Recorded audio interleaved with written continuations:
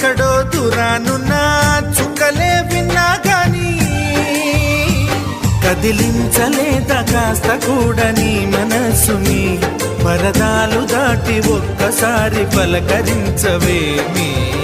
అందరినీ ఇలా వెంటపడి అడగాల సరదాగా నువ్వే ఎదురైతే సరిపోదా నిద్రపోతున్న రాత్రి నడిగా గుడ్డికి చేరిన గువ్వల నడిగా